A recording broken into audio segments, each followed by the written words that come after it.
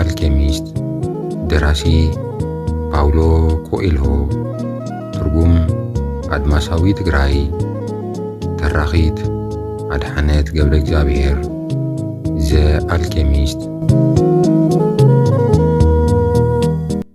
ኣብ ጉዕዞኻ ዘጋጥሙኻ ነገራት ሓደ ዓይነት ምዃኖም ከይትዝንግዕ ቋንቋቶም ምልክታት እውን ከይትርስዕ ልዕሊ ኩሉ ጽሑፍትኻ ክሳብ መወዳእታ ክትክተሎ ከም ዝግበአካ ዘክር ቅድሚ ምብጋሰይ ግን ሓደ ዛንታ ክዕልለካ ደሊኤ ኢሉ ካብቲ ጓሳ መልሲ ከይተጸበየ ሓደ በዓል ድኳን ንወዱ ምሽጥር ሕጉስ ሰብ ምዃን ክፈልጥ ኣብ ዓለም ካብ ዘለው ጠቢባን ናብቲ ዝበለጸ ጠቢብ ክኸድ ይነግሮ እቲ መንእሰይ ንልዕሊ 40 መዓልቲ ብጫካ ይጓዓዝ ኣብ መወዳእታ ኣብ ጫፍ እቲ እምባ ዝተሰርሐ ምዕሩግ ገዛ ይርከብ እቲ ጥበበኛ ዝነብረሉ ገዛ እዩ ነቲ መካበቢያ ሓሊፉ ናብቲ መረባ ኣተወ ወደኽደኽ ዝበዝሖ ኮይኑ ጸንሖ ነጋዶ ይመጹ ይኸዱ ሰባት ጸግዒ እቲ መረባ ኮይኖም ጫው ይብሉ ሙዚቀኛታት ብጥዑም ቃንኦም ይደርፉ ኣብ ዓብይ ጠረጴዛ ዝተፈላለዩ ምግብታትን መስተታትን ተደርዲሮምን ይረኣዩ እቲ ጥበበኛ ብግድኡ ክረኽብዎ ምስ ዝመጹ ሰባት እናዕለለ ነበረ እቲ መንእሰይ ተርኡ ክሳብ ዝኣክል 2 ሰዓት ምጽባይ ኣድለዮ ተጸቢዩ ምስቲ ጥበበኛ ተራኸበ ንምንታይ ከም ዝመጸውን መብርህ ይሃበ እቲ ጥበበኛ ብትዕግስቲ መምጽኢ ምኽንያት እቲ መንእሰይ ምሰዳመጸ ሕዚ ሕጉስ ናይ ምዃን ሚስጥር ንዓኻ ዝነግረሉ ግዜ ይብለይን ካብዚ ከባቢ ከይረሓቕካ ዙርያ መለሽ እዚ ከባቢ ተዓዚብካ ድሕሪ 2 ሰዓት ተመለስ በሎ የግዳስ እንተ ደኣ ፈቃደኛ ኾንካ ሓደ ነገር ከሸግረካ በለ እቲ ጥበበኛ ዘይቲ ዝመልአ ማንካ እናቐበሎ እዚ ርሻን ገዛይ ክትዕዘብ ከለኻ እዛ ዘይቲ ዝሓዘት ማንካ ሒዝካያ ተንቀሳቐስ ሓንቲ ጠብታ ዘይቲ ጥብ ክትብል የብላን ኢሉ ፈነዎ እቲ መንእሰይ ብዙሕ ደረጃታት እቲ ገዛ ወሪዱ ደየበ ብዙሕ ዕግርጋራት ብዙሕ ሰባት ሓሊፉ ኸደ ኮይኑ ግን ኣዒንቱ ካብታ ማንካ ንጻታ የልዓለን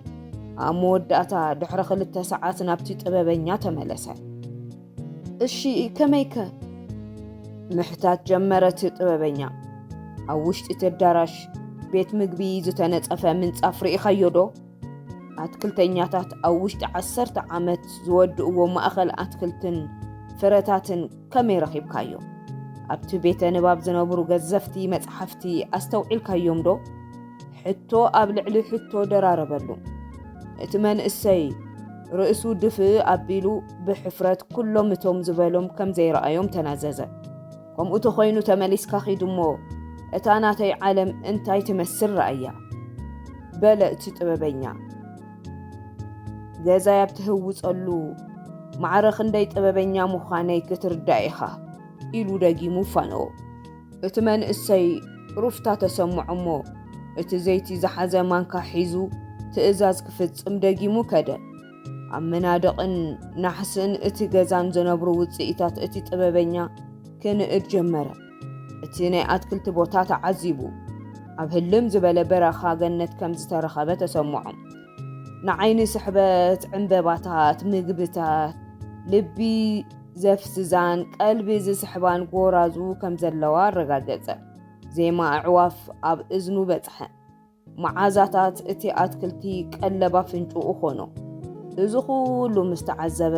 ኣብ መወዳእታ ናብቲ ጥበበኛ ተመለሰ ሓንቲ ከይተረፈት ኩሉ ዝረኣዮ ብዝርዝርን ብኹርዓትን እውን ተንተነ ኣዝዩ ባህታ ዝፈጥር ግዜ ዘሕለፍካ ትመስል ግን እቲ ኣብቲ ማንካ ዝነበረ ዘይቲ ኣበሎ ሓተተ እቲ ጥበበኛ ናብ ኣብ ኢዱ ዘሎ ማንካ ረኣየ ዘይቲ ትበሃል ኣይረኸበን ስለዚ ምኽረይ ሓንቲ እያ ኢሉ ዘረባ ቀጸለ እቲ ጥበበኛ ምሽጥር ሕጉስ ህይወት እዚ እዩ ዓለም ብኩሉ ነገራ ረኣያ ብዘለዋ ሃፍትታት ኣድነቃ ኣብ ማንካ ዘለዎ ዘይቲ እውን ግን ኣይትረስዕ ኢሉ ፋነዎ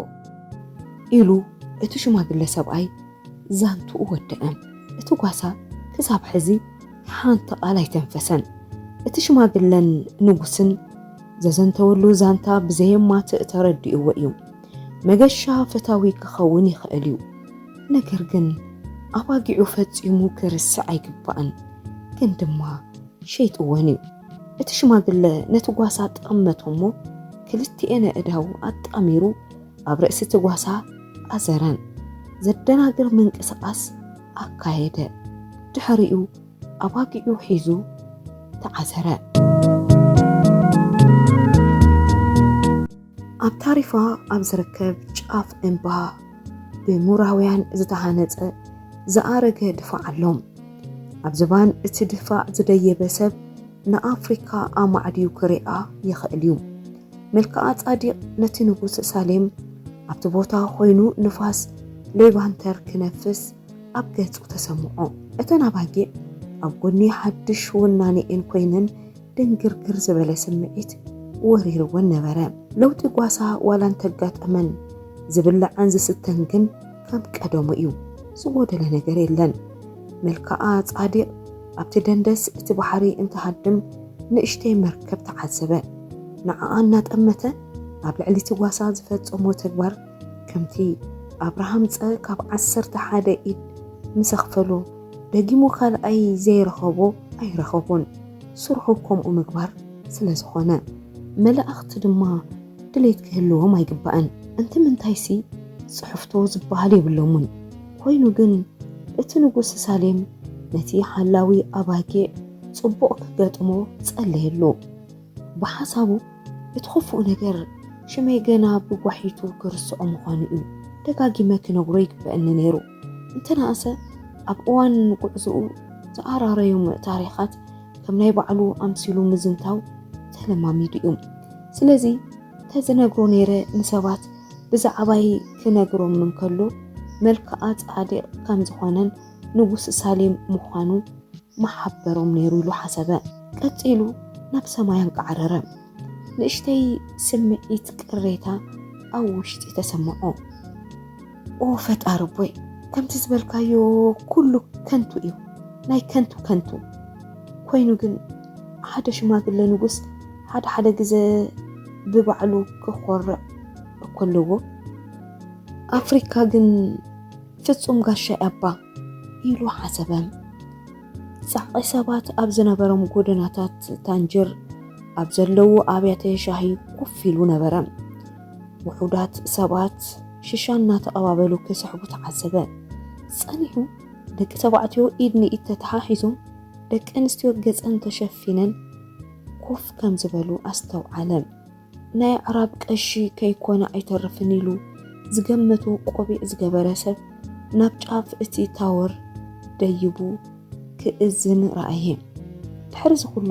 ናብ መሬት ተደፊኡ ክሰግድ ተዓዘበ ከምኡ ኣብ ዕድሚኡ ሙሉእ ገጢምዎ ስለ ዘይፈልጥ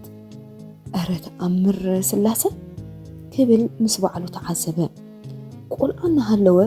ኣብ ውሽጢ ቤተ ክርስቲያን ቅድስቲ ሳንቲያጎ ማታማሩስ ኣብ ጻዕዳ ፈረስ ተቐሚጡ ካብ ሰፈሩ ዝወፀ ሴፍ ሒዙ ኣብ እግሩ ከምዞም ሰባት ተበሪኾም ዘለው ዘርኢ ምስሊ ኩሉ ግዜ ይርኢ ነይሩ ሕዚ ነዚ በኣካል ምስ ረኣየ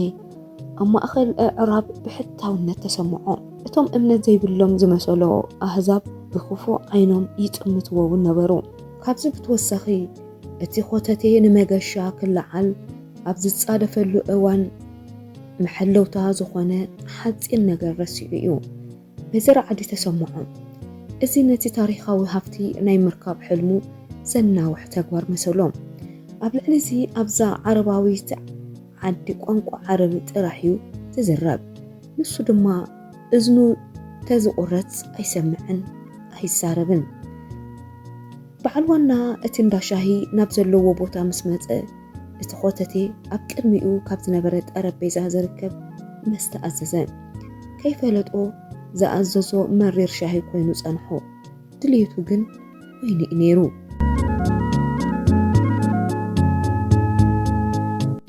ዘ አልኬሚስት ደራሲ ፓውሎ ኮኤልሆ ትርጉም አድማሳዊ ትግራይ ተራኺት